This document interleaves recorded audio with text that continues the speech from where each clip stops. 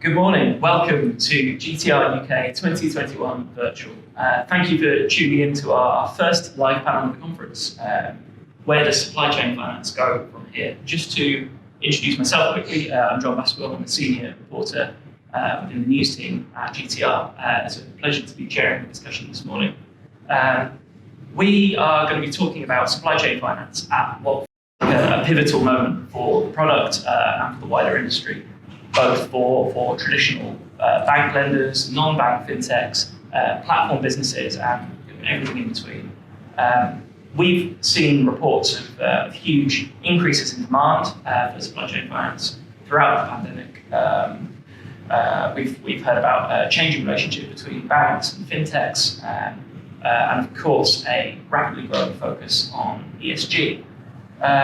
We are also, as you're probably aware, still seeing the fallout of the collapse of Greensill in March. And I think if this panel was taking place 2 or 3 months earlier, that's probably all we'd be talking about. But we will take a look at some of those issues, but don't worry, we're not going to spend the whole session picking over the bones of Greensill. Before we get stuck in, I'm delighted to say, for the first time in a while actually, that I'm joined here in London in person by 3 of our 5 panelists.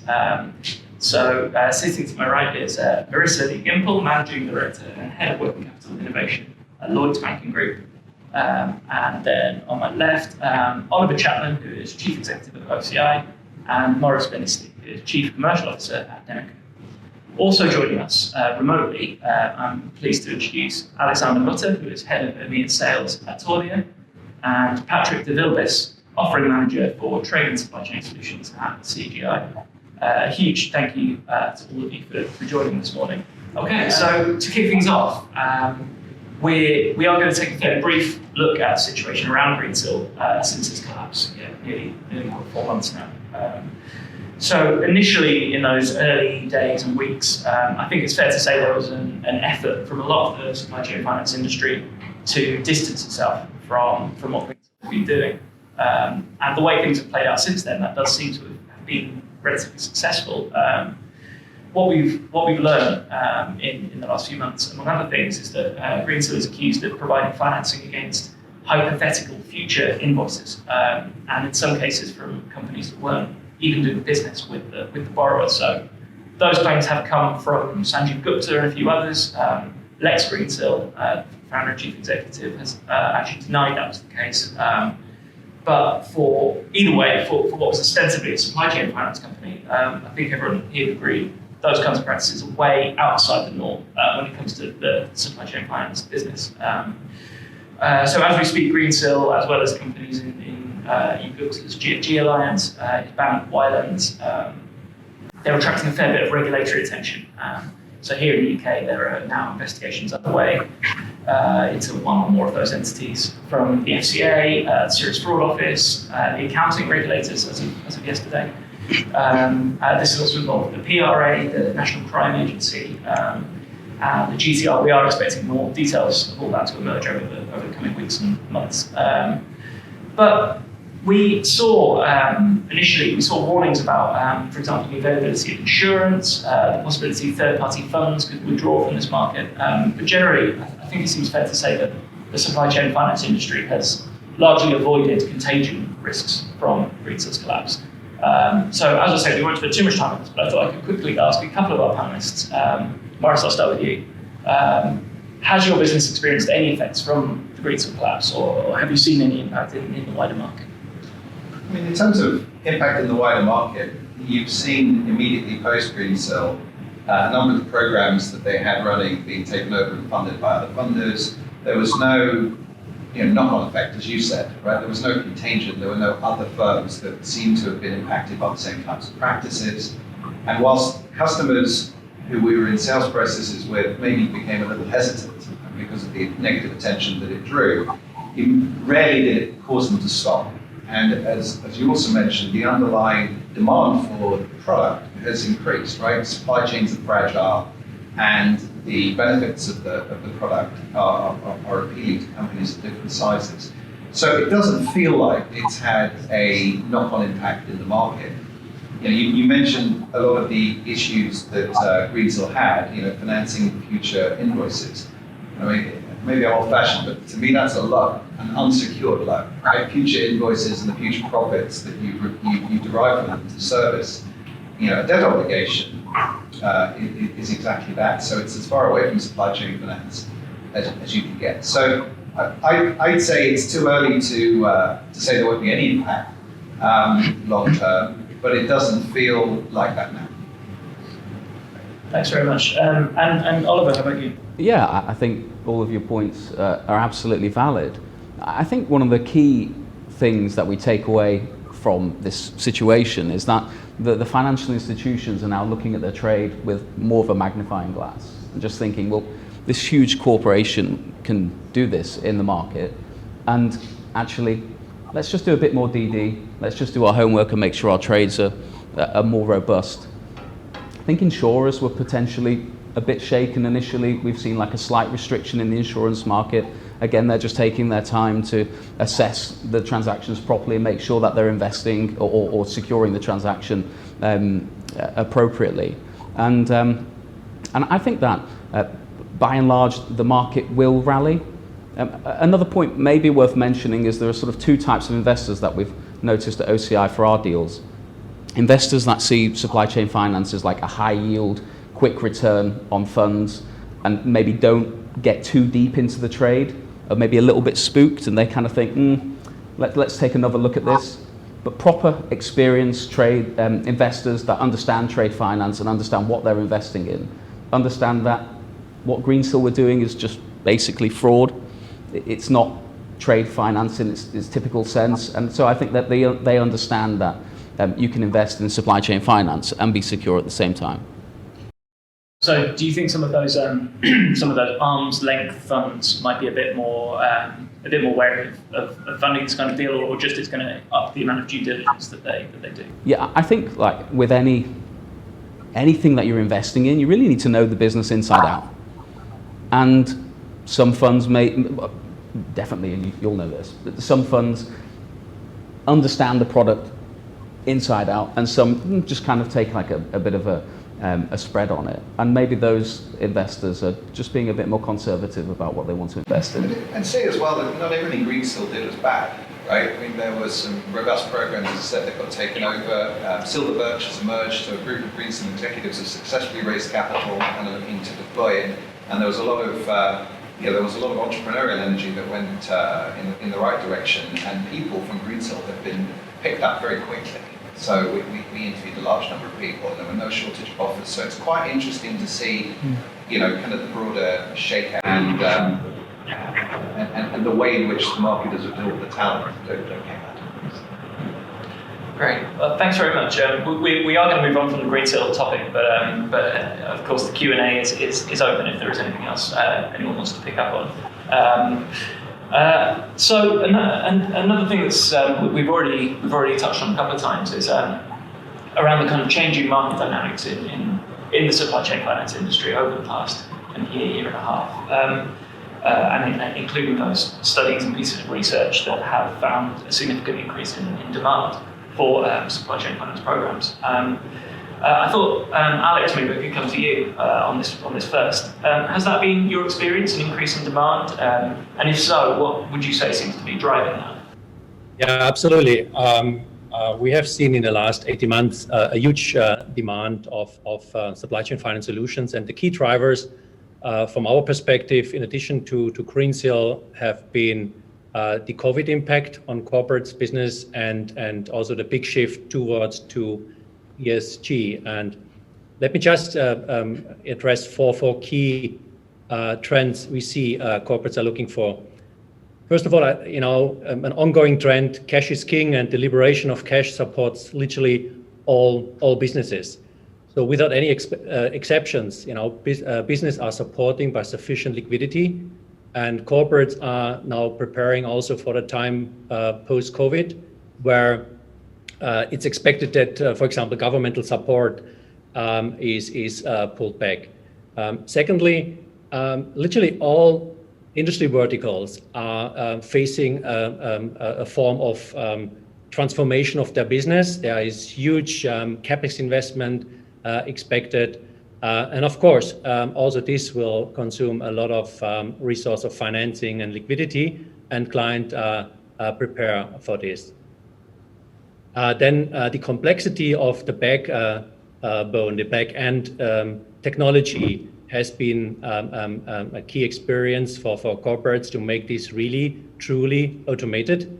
And automated really means end to end from along the source to pay conversion cycle, and it's really no paper anymore in the process from billing to the payment activity. And also, it has been identified that proper supply chain finance solutions, it doesn't mean that we focused on the big suppliers. So also, if smaller suppliers fail, that can hurt a lot.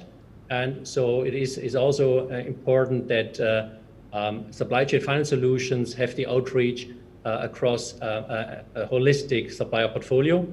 And I think also the ESG topic that is relevant pays into this. I think if you really want to drive ESG goals, you have to have a proper setup within the entire ecosystem, and this has to cover a holistic supplier portfolio.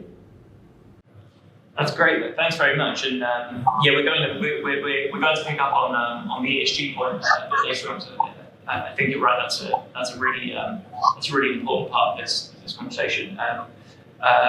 Marissa, I wondered if I could sense you for then the bank perspective. Have you seen similar trends? Definitely. I think with supply chain finance, there's just so much potential. And it's almost like the perfect storm right now in a good sense. Things are coming together. The technology is making it possible to, as Alexander says, really reach the full spectrum of the supplier base with this type of a solution. And the thing with buyer-led supplier finance programs, right? It's a brilliant solution as long as the corporate is willing to sponsor that program for its suppliers. So what is it that's incentivizing the buyers to actually go through the effort? Because there is effort to go and launch and run their own program. I think Alexander mentioned some interesting points that are coming to fore at the moment, right? In the past, it was predominantly working capital as a potential reason. But nowadays, supply chain, I know we're going to get to the ESG angle, but it is huge now, right? Corporates, large and smaller ones, when they look at their kind of ESG footprint and everything, is it 90% of the environmental impact of a company is from its supply chain. So they're looking for solutions to incentivize kind of their supplier base, supply chain, the full supply chain, to actually improve on the E, the S, and the G. And it's just a great tool to enable that as well. So I think there's a number of reasons why we're going to look and we're going to see more corporates kind of adopting and looking at launching their own supplier finance programs to support their supply chain, whether that's for ESG or whether that's purely for resilience. And again, it's not just focusing on the large suppliers. So we've definitely seen that demand from the buyer side to support supply chain with this type of a solution. And also, obviously, as a business, you've got both the buy side and the sell side as well. So when we look at supply chain finance, we're also seeing demand just to look on both sides of the equation as well.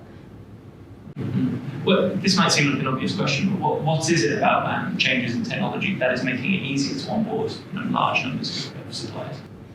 If you ask kind of any of us, like supply chain finance a couple of years ago, right? It's the thing that people say is it's the same amount of effort to kind of introduce the concept to a supplier, to explain what the benefits are, to join a program and all of that. And that entire kind of journey used to be more cumbersome and take longer, not to talk about the paperwork to sign up. But nowadays, the technology is there to really make that journey for suppliers to just understand what the program is, to self-serve and compare the benefits, kind of all much simpler, and to remove the friction points from that entire process. So I think in the past, there are a number of reasons why, due to friction or due to one reason or another, either there just wasn't as much demand or scope to go and kind of when you launch a program, you want to know that it's going to be successful, and all of that. So there may be a bit more friction in the past,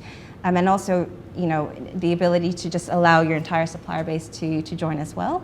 We'll probably get onto it, but there's technology, and as a bank, we looked at whether we should build it ourselves, whether we should partner, and so on. But we have a really great story, which we'll probably share later on, about just kind of partnership in the bank fintech space, just to get rid of a lot of the friction points in the past, and just make it possible for corporates to launch supplier finance and programs and have it be efficient, scalable, and have their suppliers be able to participate in it very kind of smoothly and quickly.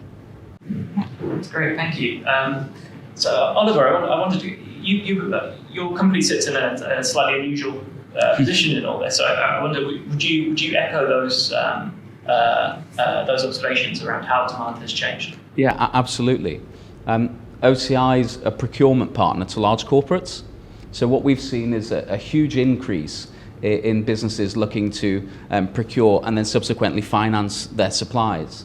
I think it's come from a couple of different areas, or at least from our perspective. Traditional banks are starting to recoil a little bit on their trade finance offerings or their working cap facilities, and so corporates are kind of sometimes looking for a slightly different platform, more of an alternative type of financing from a traditional facility.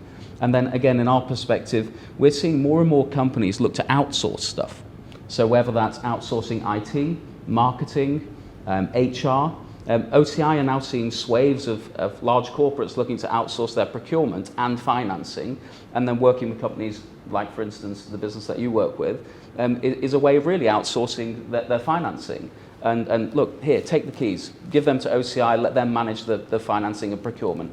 Let you guys manage the financing for their particular supply chain. I think that's having a real impact. When we started out with the business, we were knocking on doors explaining the benefits to this type of proposal. And now we're having like large corporates come to us and say, hey, can we set something up as a partnership with OCI? Could we work alongside the team in order to procure goods, deliver them to us, and then also do the necessary financing that everybody is looking for right now? Working cap is just, and the requirement for it is ever increasing.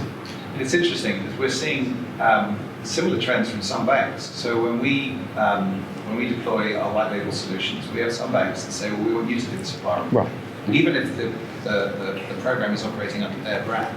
So the desire to outsource non-core functions, it's not just on the corporate side, it's also on the bank side. Anything to do with connectivity. You take over the headache of establishing connectivity because we don't want to do it, don't like doing it. And as you do more as a third party, you've got the right tools experience, and you understand how to take advantage of the way in which technology can be applied to speed up the process.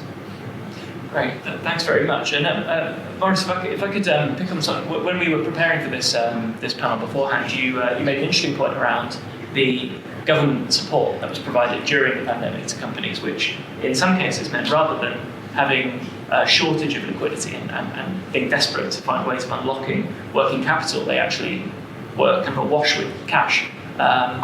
So to what extent did you see that playing out, and what were the impacts on demand for supply chain finance? It's certainly still playing out, right? I mean, particularly for large companies, they've never had it so good in many industries. Obviously, in industries like the travel defense business is very different.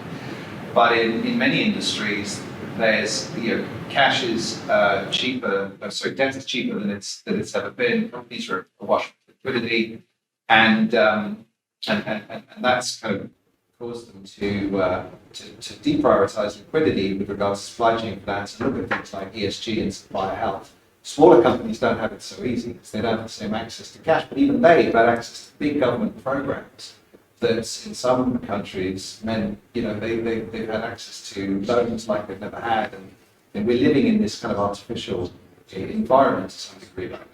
Particularly in the US, I mean, what I hear from our US team is we're calling on seller-led solutions. They're like, we just don't need liquidity right now. Now, there's a general sense this doesn't last, right? And so what I see happening is large companies that have this advantage looking more and more to leverage it for their broader longer tail of suppliers, particularly in industries where there are supply chain restrictions.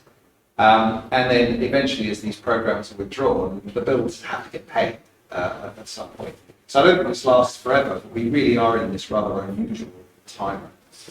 And the beauty with supply chain finance programs is it's you build it to last as well. And the great solution for the suppliers of a large corporate who makes the investment to sponsor a program is that it's optional. So they may not need it now, but they may need it in 12 months or 18 months from now. So it's definitely, there's this longer term view.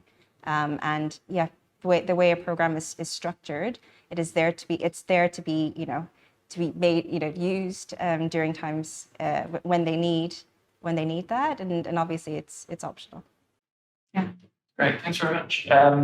So I thought we could pick up on a kind of theme we've already seen running through the discussion already, which is this relationship between the banks and non-bank fintech providers or platform businesses. Patrick, maybe I could come to you on this first. How do you see that relationship between banks and fintechs kind of changing when it comes to the demand for and provision of supply chain finance programs? There's absolutely been a change in mentality related to this. We did a survey last year with BAFTS that looked at operational impacts of innovation and technology on banking today. And one of the major findings that actually came out of that was that banks in recent years have changed their mentality. And rather than having corporates driving them to partner with fintechs, they themselves are going out of their way to really engage with those partners and to drive some of their strategies through them. And I think it's reflected in some of the comments from the groups that are there today. I think it's a great change in mentality, quite frankly. Ultimately, banks need to, and this is something that we've really been stressing, get out of the mentality that they are the center of the world. So we've been trying to stress, especially from a back office perspective, that you need to readjust those expectations, that your product offerings need to recognize multiple different channel partners out there, and you need to be able to connect with a variety of different platforms in order to succeed in the new space, which is going to be very much ecosystem driven. Right. So over the last few years, we've definitely seen a ton of different channel providers pop up that you need to be able to connect and interoperate with in the SCF space in particular. So that could mean a B2B platform where a buyer and a seller are operating and you're just injecting yourself as a funder into that. It could be a bank consortia that's out there. So we know there's just been a proliferation of networks, and some of them are very much specifically in the SCF space. It could be, a fintech partner that's acting as an origination platform that's dealing with corporates that has a really great front end. And you're either able to white label to it, or you're able to provide your funding off the back of it, which I think is really, really critical. And the reality is that the SCF space is getting more and more sophisticated from this perspective.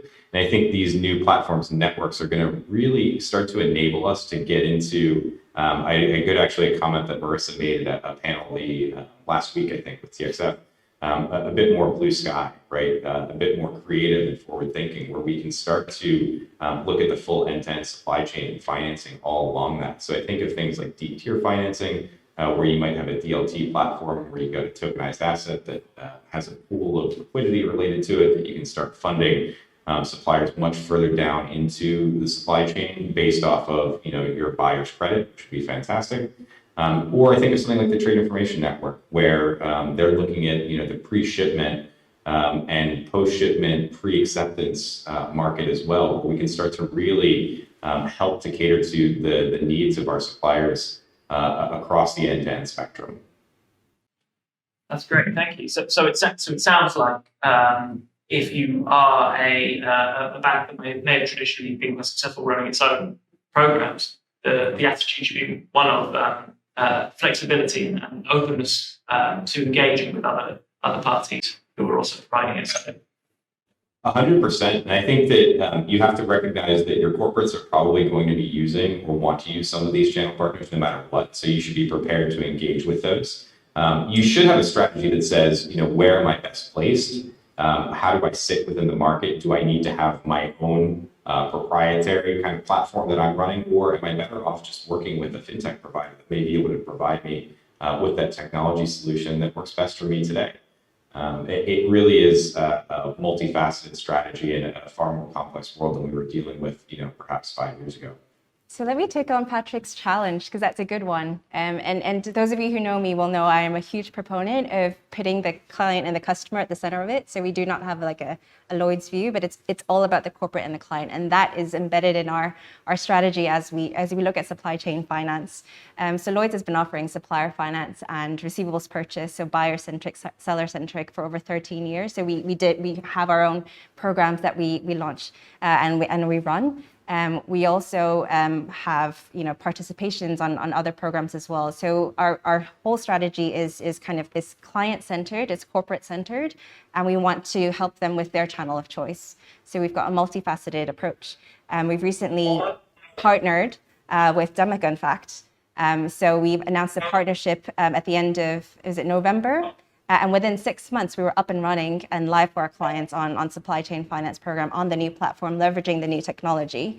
Because we want to be able to offer that for UK businesses, buyers and suppliers, the ability to actually offer the solution and have it be available for the entire supply chain. So we've made our proprietary offering really simple. We don't put a limit on supplier spend. Because of the ability of the platform to be able to cater to the entire supply chain, we've made it really simple that way, and it solved a huge challenge and pain point on the corporate side, both the buyer and their suppliers who want to access these types of programs. So that's and where our sweet spot is really UK businesses, where predominant part of the supply chain is kind of UK and domestic, then that's definitely where we want to help businesses as well. We also participate where there's a large multinational and maybe the UK is not a huge part of their supply chain supplier network. We actively participate in other programs, so we fund other programs, and we have partnerships with those that are kind of run by platform providers, so other fintechs, as well as other banks as well, so global banks with their programs. So we are all about putting clients at the center of it. And one of the things we've made sure that we did in our partnership with Demica is, a business is a business. They've got the seller side, the buyer side. They may launch their own program. They may participate in other supplier finance program as a seller, and they may also do some seller-centric solutions as well. So we wanted to have one platform where all of that was possible, and that is a core part of the solution that we've launched as well. I think it feels natural to go to Demica on that then. So from your view, how does that partnership tie into the direction that you see? Well, it ties pretty well, right? That's my job is to try and replicate the arrangement that we have with Lloyds, with ING, now with BBVA, and others. And what we're seeing is I'd say the buy versus build discussion is finished. There are very few banks that are still looking for in this vertical. And I think that's for a couple of reasons. I think it's proven to be difficult for them to do it, right? They're managing so many competing demands across their technologies. They cannot they cannot build across all of them. And there's just an emergence of choice, right? So what we can deliver through a cloud-based deployment, the speed at which we can deliver, it just wasn't available, 5 years ago. So technology has enabled choice. Competition's driving it. So, Taulia's announcement with JP Morgan is another one. And I think Marissa's point around banks now wanting one environment in which they can manage buyer and seller-led solutions. And it's not just, kind of approved payables finance. It's receivables finance, distribution finance, and time purchase order finance, all in one environment. So you can go to the customer and say, here's your portal, you can log in and you can manage across multiple different products. That's our story, right? That's our evolution. And we're seeing a tremendous amount of uptick in the market from that value proposition. It's really changed. Since I joined Demica 4 years ago, and we were demoing, and procurement cycles are long, right? It generally it historically has taken about 3 years on average from the first point of contact to deployment. That, we hope, will start to come in, and that will, in addition, change the way the market grows. Great, thanks very much. Alex, I wondered if I could bring you in on a sort of tangentially related point here, which is which is around multi-funder models. It seems like the direction of travel seems to be for supply chain finance platform businesses seems to be bringing in funding from multiple sources. And obviously, at Taulia, this is a direction you've moved in the last year or so. So, from your point of view, how important is it in terms of resilience and in terms of the end product to have a multi-funder model? I think multi-funder problem and the multi-funder solution, I think it solves a couple of problems corporates have been facing in the past. I think definitely it's the dependency on individual investors, and it's also the scalability of programs. I think, if you look into when we talk about, that the scalability of a program, the supplier reach has to be supported by technology. I think that's one side of the coin. The other side is also the global capability. I think each investor has its strengths, and let's just focus on a supplier portfolio, a sort of spend list where you list all billing activities of a buyer globally, and you have a variety of payment terms, you have a variety of processes behind, but also you have a variety of currencies. I think the scalability requires just different strengths. And I think the multi-funder is first of all is bank agnostic, so you can pick and choose, based on the corporate's banking strategy, the right portfolio of investor, and also you can make the right decision that you make sure this is a sustainable, successful program by adding all the capabilities you need to expand the entire program.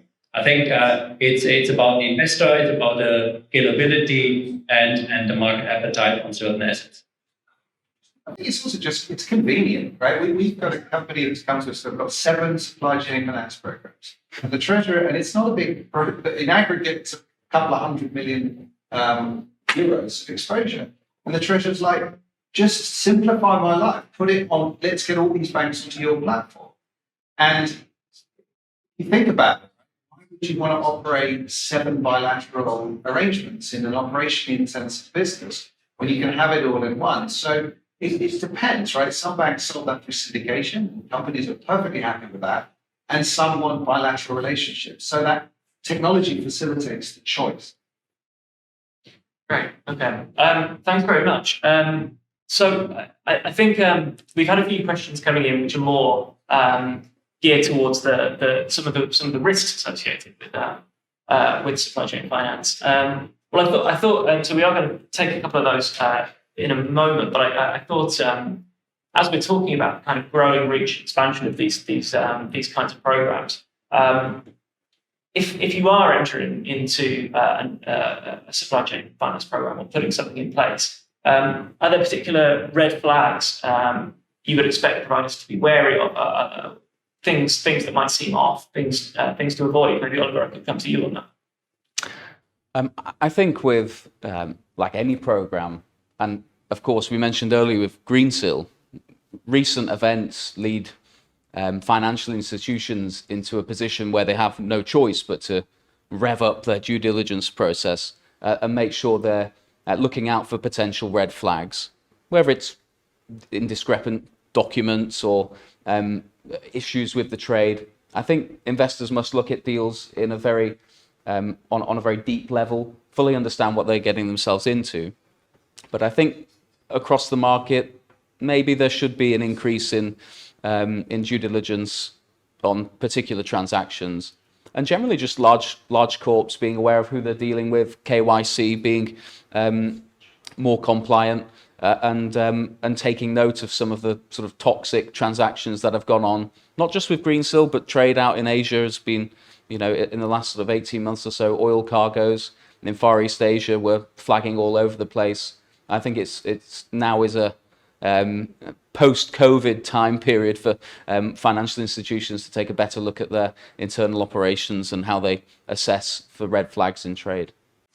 Excellent. Okay, so I think that ties really neatly into one of the questions that has come in, which is we've seen certain activities, allegedly fraudulent activities in supply chain finance, and the question we've had is that's resulted in some players withdrawing from the market, some banks prioritizing kind of lower risk customers, creating a capital vacuum. And we've certainly seen that in other areas of trade finance. Commodity finance springs to mind. Is there a growing opportunity in supply chain finance, would you say, for companies that are in a position to manage those risks? I mean, one thing you've got to start with is a buyer-led program has concentrated risk on that buyer. If that buyer is weak credit, right, then the volatility in terms of that continued supply of credit is high. That's a problem in a supply chain finance program. So you just got to be careful as you move down the credit spectrum. I think you can't mitigate your underwriting by outsourcing it to credit insurance. They may just pull the line, and that could tip a company into bankruptcy.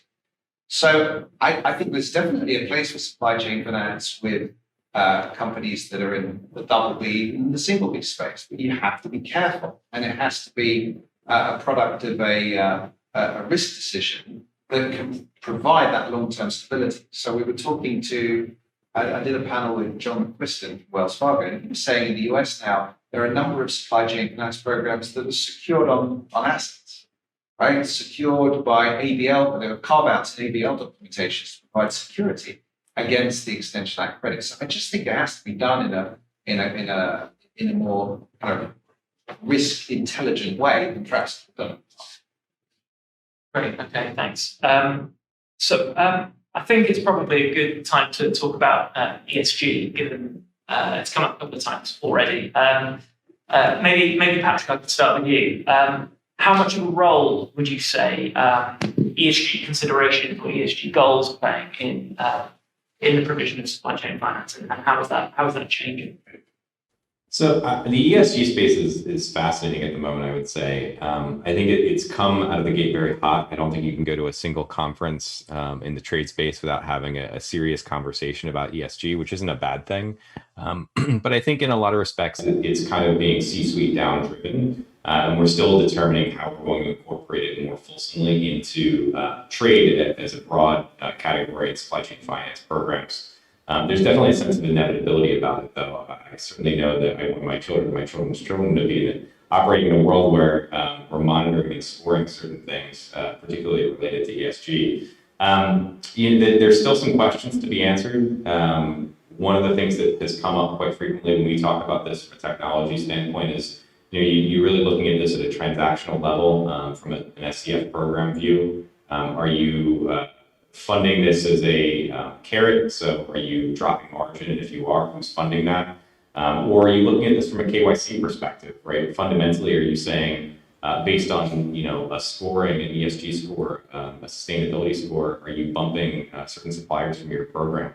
That's come up as a conversation as well. And one of the examples that I had as a discussion point with a banker of mine, when we were talking about kind of the technology angle of this, he said, well, it's almost not a technology question or a reporting question from my perspective. He said, it's a fundamental, who do we want to bank?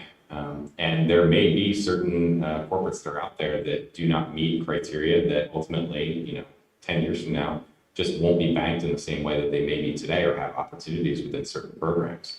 And we've seen a lot of really good potential, though, when you look at things like track and trace, when you kind of combine DLT offerings with, IoT devices. There are really cool solutions that are out there that can, get you, just for example, the ability to detect what the soil patterns are related to, the wheat or barley that's going into your beer.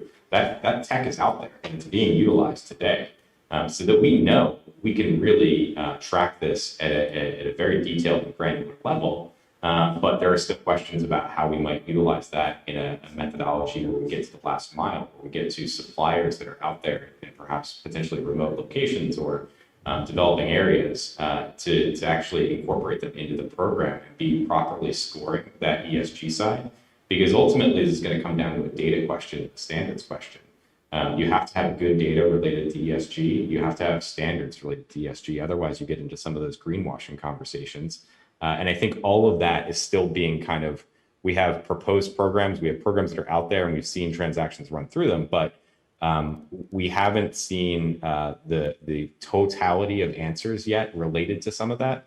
And I look to groups like the ICC, who are trying to come up with some sustainability standards as well. And how that evolves probably over the next 5 to 10 years is going to be really interesting, because ultimately all of this, the ESG perspective, is just going to be baked into everything we do at a certain point. I think that's kind of inevitable. But how that really comes about in certain supply chain finance programs is going to be very interesting. Marissa, I notice you're nodding enthusiastically next to me. Would you agree that that's that's a major priority in the provision of these programs? Definitely. And it's almost like, obviously there's no one size fits all solution. And I think transparency is just really key. And it's for every corporate who wants to incorporate ESG as part of their supply chain finance offering, and that's where sourcing and procurement input is so critical. And what is it that you're trying to drive within your supply chain? And do you want to start first with just the carbon aspect of it, but then be transparent and make sure that the industry knows that that's the way you're launching your sustainability-linked supply chain finance to start with? We're going to start with carbon. Do you have a vision to expand that to the rest of the E, the S, and the G? So we're having these ongoing dialogues with corporates about what is it they want to structure and how do they want to do it. It's always, you could always say, oh, well, that's a bit of greenwashing because you're only looking at the carbon. What about social? What about making sure, all the other aspects as well? But you have to start somewhere.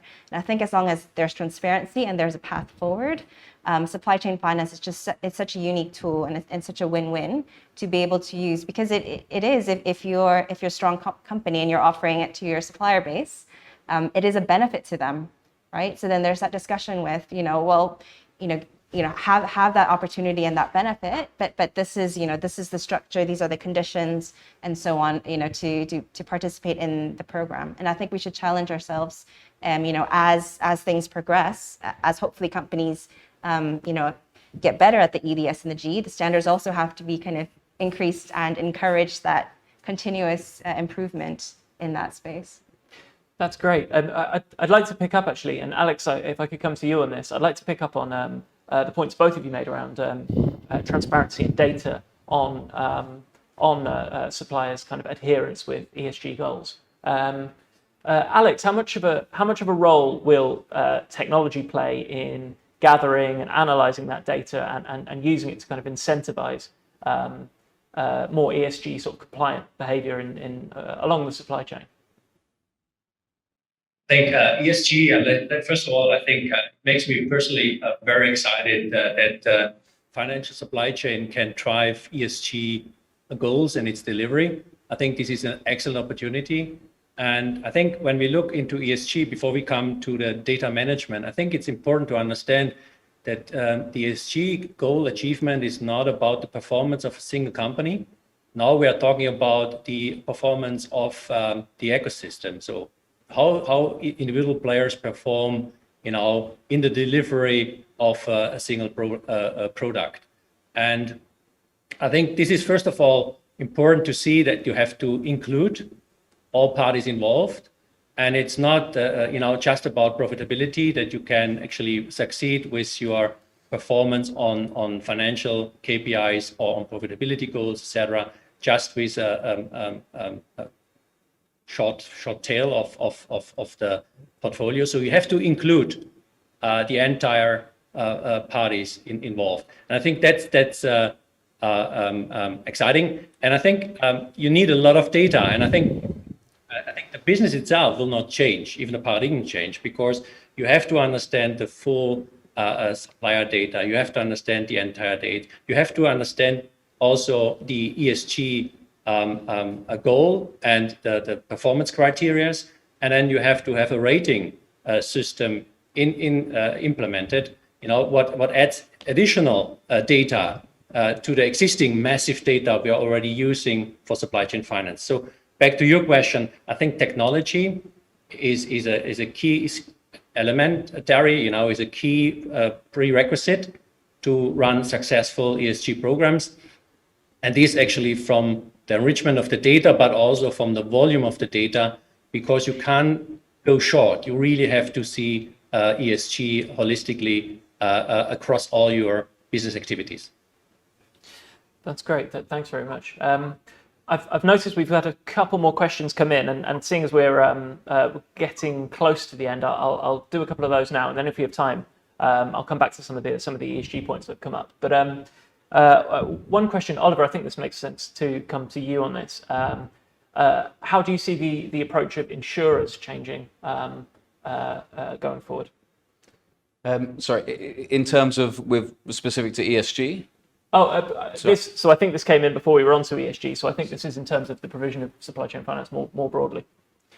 I think insurers are very much interested in the supply chain finance programs. At OCI, we're frequently approached by insurers who are keen to back such working capital support. I think that the industry on a whole is increasing. Like I mentioned before, maybe insurers are becoming a little more conservative, but at the same time that they're equally pushing forward for new business to come on board, and it's a very much ever expanding emerging space that they're keen to be involved with.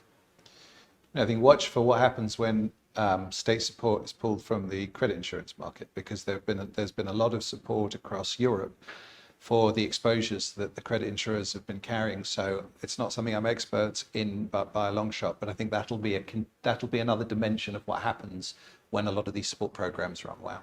Mm-hmm.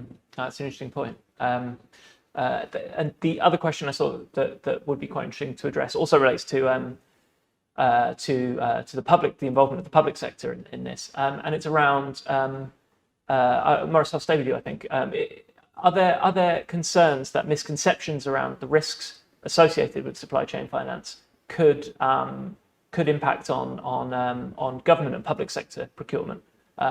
So companies that might historically have benefited from being parts of programs administered by public sector entities, that could somehow be scaled back or withdrawn? I think governments are going to be extra sensitive to the terms that they're providing to suppliers. So anything that helps their suppliers get paid early, I don't see a reason why the products becomes less applicable unless it's associated with lengthening those terms. But that hasn't been a driver, in that we haven't got huge experience with government programs, but I don't think that's been a driver of what has caused those programs to be put in place. Our experience with government procurement is just how long the cycle is, right? In terms of getting programs up and running. We've looked at this in a couple of countries. And I mean, to engage government entities and their procurement teams to scale up programs has been challenging. Now, there are a number, and I'd expect to see them continue and grow, but not quickly, because that's not the nature of the beast. I don't know, Marissa, whether you see that from a Lloyds perspective. Yeah, definitely. And it's better late than never, isn't it? So, I mean, these things, they may take time, but maybe that's because the government and the corporates are going through their due diligence. They want to make sure they're structuring it correctly and so on. But definitely, I mean, with what you see with supply chain finance, buyer-led programs, it is all about getting that liquidity to the suppliers. And we definitely see a trend away from this, we're going to extend payment terms, so therefore we need a solution for the suppliers so that they're in an adequate position. It's more about we want to make sure there's resilience in the supply chain. So what can I offer to my supplier base to help that be possible, or the ESG goals and so on. So there are other drivers, I think, for corporates and for government as well. Because governments can just pay earlier, right? So, it's a very different dynamic. Yeah. Right. That's great. I'm sorry to say that I think that's all we have time for. I'd like to say, of course, another huge thanks to all our panelists. Again, we really appreciate having the chance to have kind of an open and free-flowing discussion on this topic. And of course, an enormous thank you to everyone who's tuned in. I hope you found the session as informative and open as I did. Thank you very much. Goodbye.